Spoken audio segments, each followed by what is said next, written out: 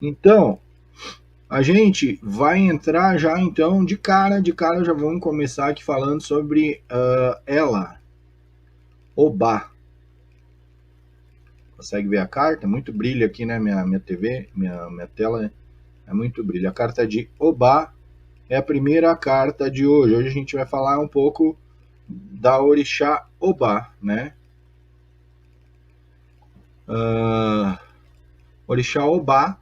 E aqui no Rio Grande do Sul a gente tem algumas questões que são um pouquinho diferentes, né, sobre orixá Obá, mas tecnicamente para o candomblé é a mesma coisa, tá? Então a gente vai falar hoje um pouquinho da orixá Obá, tá bom?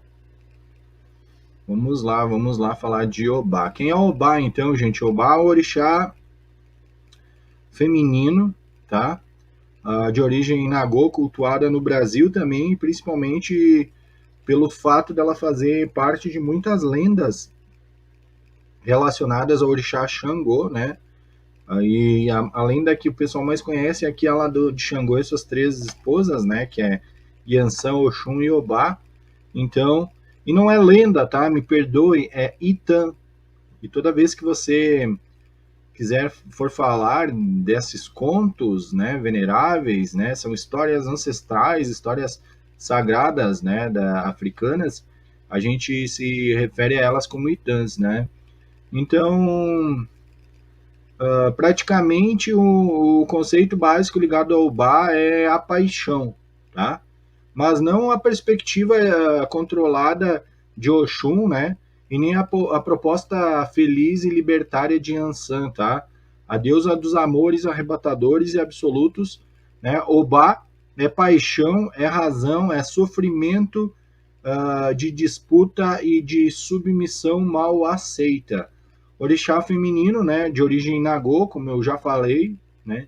Um conceito básico que a gente tem então de Obá é a perspectiva na, da paixão, né? Então conta aos Itãs a história mais conhecida, né, que Obá ela mantinha um relacionamento com Xangô, né, que era cheio de intempéries, né, cheio de altos e baixos, né, e ela tinha dificuldades por causa que Xangô também tinha outra esposa que era Yansan, né, e, e a terceira esposa que para as pessoas era a favorita, que era Oxum, né, Obá era a terceira nesse casamento, né, nesse polígono, e nunca podia rivalizar com as outras antagonistas, né, dessa relação, né, mas ela sentia como as outras esposas fossem mais cheias de brilho, né, por exemplo, a força de Yansan e a beleza, a inteligência de Oxum, né, causava um antagonismo para com Obá, né. Obá era insegura em relação a tudo que era relacionado ao seu marido Xangô, pois era uma figura de muitos atrativos físicos e um pouco seca e ríspida no seu comportamento diário.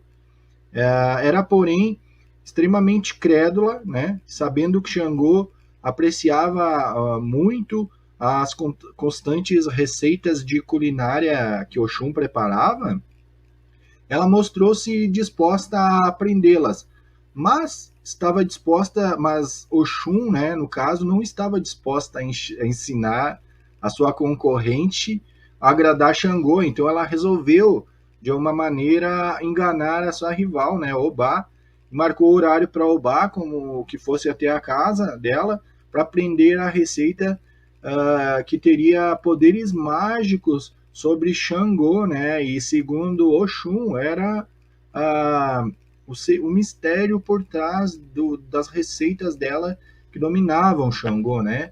Então, quando Obá surgiu, Oxum cozinhava uma sopa, né, que continham dois grandes cogumelos, né? Usava aí, quando ela chega, Oxum estava usando panos amarrados na cabeça, escondendo as orelhas, tá? E disse ao Obá que estava preparando um caldo com suas próprias orelhas, pois era uma receita favorita de Xangô, né? Então, preparou uma sopa onde cortou incluiu uma das suas próprias orelhas, né? E aí Obá serviu feliz para o seu marido Xangô, né? E como era de se esperar, a reação de Xangô perante a imagem da esposa com a orelha cortada foi tremendamente negativa, né? E piorou ainda mais quando ele viu o prato de comida, né? Que estava esperando por ele. Além de ser repreendida por Xangô, Obá ainda teve que suportar a brincadeira, a troça de Oxum, que, descobrindo as suas orelhas, revelou para sua rival que tudo tinha sido apenas um truque, que ela estava ali com as suas orelhas, né? Elas então se engafinharam, né? Começaram a lutar numa terrível luta física que terminou com uma explosão de cólera de Xangô, né? E que fez as duas fugirem apavoradas, uma para cada lado, né? Transformando-as nos rios, né? Que atualmente levam os seus nomes, o rio Oxum e o rio Obá, tá bom? Então esse é o Itã, né, que eu mencionei no início, que fala da relação tempestuosa e, de certa forma, até sofrida de Xangô com as suas 3 esposas, né, e que Obá sofreu muito com essa relação, né.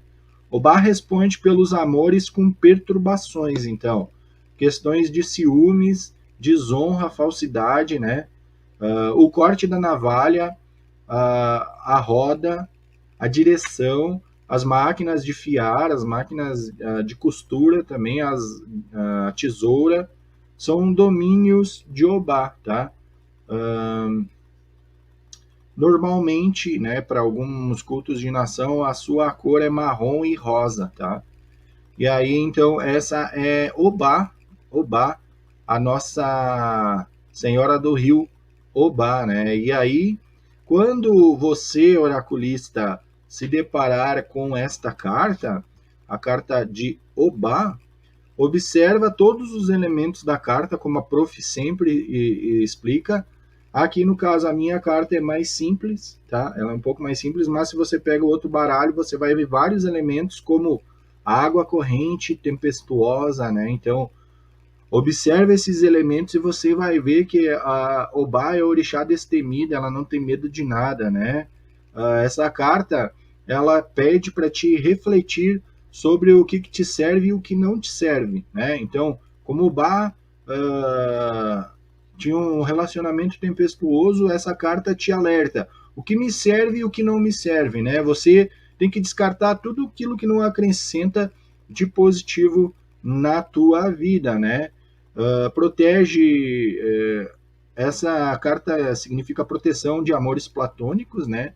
São amores não correspondidos, no caso, né? Então é poucas pessoas que conhecem também Obá, né? Então, como eu já falei, na Nigéria tem um rio de água doce que é ligado a Obá, esse orixá que recebe o nome, né, de rio Obá. Essa carta ela está ligada ao elemento fogo e à lua.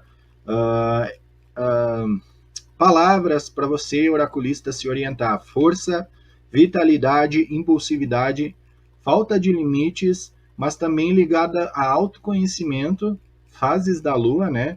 Autocompreensão e ligado aos instintos primitivos. Ela fica um alerta pedindo para que você cuide dos seus instintos primitivos, haja com parcimônia, com cautela, não deixe se levar pela impulsividade, ok? Então, teoricamente, basicamente é isso que a gente tem aqui para falar de Obá na noite de hoje.